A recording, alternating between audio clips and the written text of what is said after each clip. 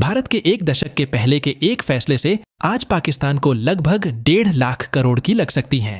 चपत भारत ने ईरान से पाकिस्तान के अंदर से होते हुए इंडिया तक एक पाइपलाइन बिछाने का प्लान बनाया, इसलिए कि ईरान से गैस लाने के लिए जहाज से ईंधन जलाने की जरूरत नहीं पड़ती और पाइप के रास्ते सस्ती दामों में भारत तक गैस लाया जा सके। और इससे पाकिस्तान का भी फायदा होता, क्योंकि सस्ते दामों में पाकिस्तान को भी गैस मिलने लगता।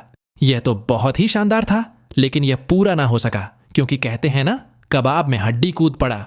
और वह सब है, अमेरिका दुनिया में किसी भी देश के अंदर कोई भी फायदे का काम हो रहा है, अगर उसमें अमेरिका ने टांग घुसा दी तो उसका पूरा होना नामुमकिन हो जाता है। लेकिन इस प्रोजेक्ट की शुरुआत होने से पहले ही भारत ने खुद को अलग कर लिया था। लेकिन अब यहां बात यह आती है कि जब भारत में पहले ही अलग हो चुका था तो इस बात की चर्चा करने से क्या मतलब है। तो दोस्तों, आपको बता दें, भारत के इस फैसले से आज एक दशक पाकिस्तान को इतना महंगा होने जा रहा है कि पाकिस्तान को 1.5 लाख करोड़ का चूना लग सकता है। सोचो, 1.5 लाख करोड़, वह भी ऐसी हालत में जब पाकिस्तान दाने दाने के लिए मोहताज है। उसकी इकोनॉमी नीचे की तरफ दिन प्रतिदिन डूबती ही जा रही है। और कैसे यह चपत लगेगी पाकिस्तान को। और हम यहां जानना चाहेंगे कि भारत ने अपना हाथ पीछे क्यों किया और ईरान का क्या हुआ। तो बने रहिए, वीडियो के अंत तक आज हम जानेंगे इसके बारे में पूरे डिटेल से। दुनिया की 5वीं सबसे बड़ी आबादी वाला देश पाकिस्तान, जहां पर 25 करोड़ के आसपास आबादी रहती है, इसलिए वहां पर नेचुरल गैस की आवश्यकता पड़ती है। खाना बनाने से लेकर और भी जरूरी जगहों पर नेचुरल गैस की आवश्यकता होती है। तो यहां जानते हैं पाकिस्तान में क्या गैस का कोई नेचुरल रिसोर्सेस नहीं है। तो यहां बता दें आपको, पाकिस्तान के बलूचिस्तान में नेचुरल गैस के रिसोर्सेज हैं, लेकिन इतनी भी नहीं कि वह अपनी हर जरूरत पर पूरा कर सके। और वहां पर आतंकवादियों का गतिविधि होता रहता है। और कुछ जानकारों का कहना है कि अगले एक दशक में यह सारे गैस खत्म हो जाएंगे। आंकड़ों के अनुसार पाकिस्तान 2023 में रोजाना 3.8 बिलियन क्यूबिक फीट गैस का प्रोडक्शन करता है। ब्लूमबर्ग की रिपोर्ट कहती है आने वाले 5 सालों में पाकिस्तान में इस गैस की दैनिक उपयोग 3 गुना बढ़ जाएगी। अब इसके बाद पाकिस्तान के सामने सिर्फ एक ही रास्ता है, वह रहेगा गैस इंपोर्ट करना। पाकिस्तान आज के समय में Iran, Iraq, Qatar, Nigeria, UAE, Kuwait, Saudi Arab से यह गैस खरीदना है।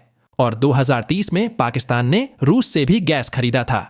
और इन सब देशों से जो पाकिस्तान से काफी दूर है, वहां से गैस को खरीदकर जहाज पर लड़कर लाने में लगभग करोड़ का खर्च लग जाता है। और जो गैस का दाम है वह तो अलग ही रहेगा।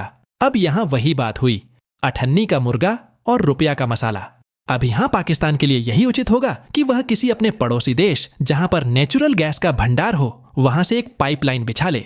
और ऐसा हो सकता है पाकिस्तान के पड़ोसी मुल्क की ईरान से, क्योंकि ईरान में नेचुरल गैस का बहुत बड़ा रिजर्व है। लेकिन यहां पर भी एक प्रॉब्लम है, वो है ईरान के ऊपर पश्चिमी देशों ने रिस्ट्रिक्शन लगा दिया है, बैन कर दिया है ईरान को, जिसकी वजह से पाकिस्तान ईरान से सीधा गैस नहीं ले सकता है। लेकिन हाँ, चोरी छुपे पाकिस्तान ईरान से गैस लेता है। और एक आर्टिकल से पता चला है ईरान पाकिस्तान को इलीगल तरीके से प्रतिवर्ष 8,000 करोड़ रुपए का गैस बेचता है।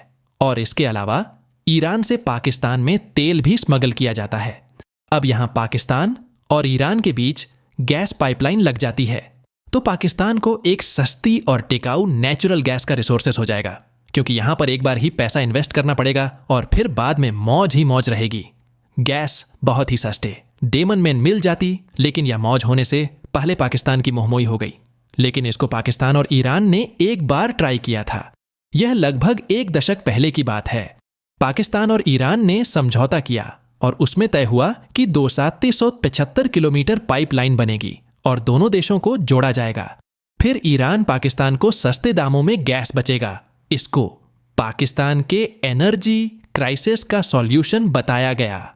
इसको खाने में तो बहुत ही आसान है, लेकिन आगे क्या होता है, आओ जानते हैं। इस पाइपलाइन को बनाने का प्लान सबसे पहले पाकिस्तान की एक इंजीनियर को आया था, जिसका नाम मलिक आफ्ताब अहमद खान था। उसने एक आर्टिकल के माध्यम से अपनी सरकार को बताया था, लेकिन यह वहीं किसी गलियों में गुम हो गया।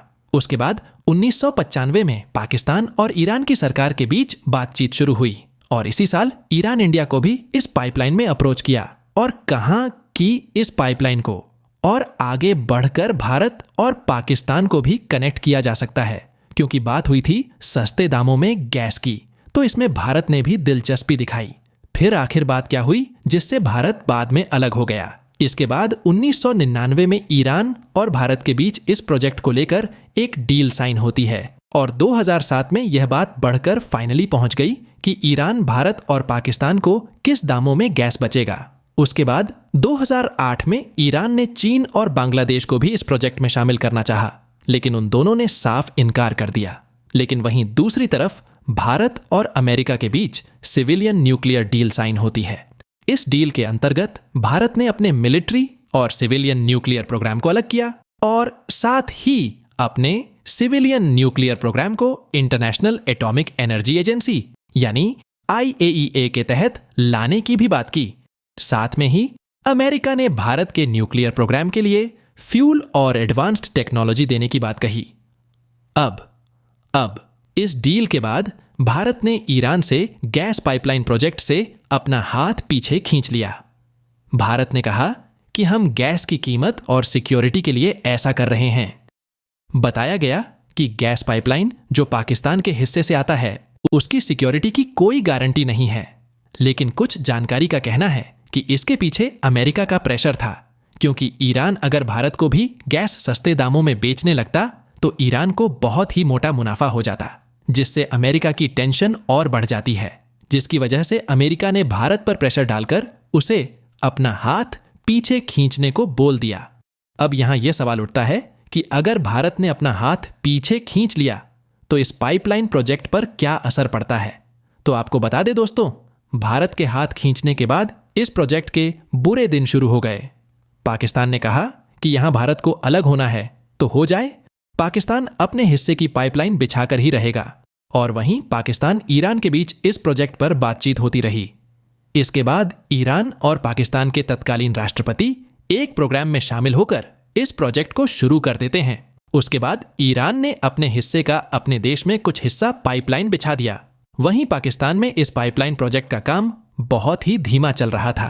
इसके बाद 2013 में ईरान के डिप्टी मिनिस्टर ए खालिदी ने पाकिस्तान को एक चिट्ठी लिखी जिसमें पाकिस्तान के पाइपलाइन के काम को धीमी होने पर चिंता जताई, और पाकिस्तान के इस धीमी रवैयों को देखकर पाकिस्तान का अलग होने का एक अफवाह उड़ गया। लेकिन इस प्रोजेक्ट के न होने से ईरान से ज्यादा नुकसान पाकिस्तान को था। इसके बाद नवाज शरीफ ने ईरान के चिट्ठी का जवाब दिया और कहा कि पाकिस्तान पूरी डेडिकेशन के साथ इस प्रोजेक्ट को पूरा करेगा, और यहां तक कह दिया कि 2014 के अंतिम तक हम आपको इसके पैसे भी देने लगेंगे। दोस्तों, अब यहां मजे की बात है, 2014 को पूरे हुए एक दशक का समय बीत गया, लेकिन अब भी उसे प्रोजेक्ट के पाइपलाइन बिछाने का काम अब तक पूरा नहीं हुआ।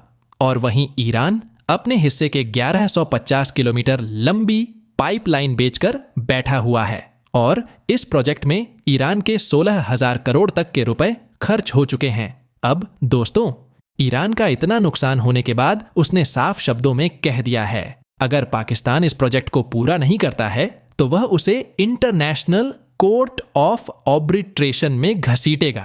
कुछ जानकारी का कहना है कि अगर इस कोर्ट में पाकिस्तान कैसे हार जाता है तो उसे पर $18 बिलियन यानी 1.5 लाख करोड़ रुपए तक जुर्माना लग जाएगा। आपको बता, द पाकिस्तान और ऑस्ट्रेलिया के एक गोल्ड माइनिंग कंपनी से अपने यहां गोल्ड माइनिंग के एक खदान में सोना निकालने के लिए एक समझौता किया था, लेकिन उनको कई साल तक डालने के बाद भी खोदने का लाइसेंस नहीं दिया था, जिससे कंपनी को बहुत नुकसान हुआ था। उसके बाद वह कंपनी इंटरनेशनल कोर्ट में चली गई और वहां पर केस जीत गई, जिसके बाद 2019 में कोर्ट ने पाकिस्तान पर 50,000 करोड़ का जुर्माना लगा दिया था। टू डोस्टन किया एब फिर से पाकिस्तान 1.5 लाख करोड़ का जुर्माना भरेगा, वह भी ऐसे खस्ते हालत में। जब पाकिस्तान के पास खाने के लिए रोटी नहीं है और जीवन चलने के लिए पैसे नहीं है, तो ऐसे खाली जेब जुर्माना कहां से चुका पाएगा। दोस्तों, आपको क्या लगता है, कहां से पाकिस्तान लेगा? अपनी अपनी राय नीचे कमेंट बॉक्स में जरूर लिखें। फिर मिलते हैं एक नई वीडियो के साथ। तब तक के लिए धन्यवाद। जय हिंद, जय भारत।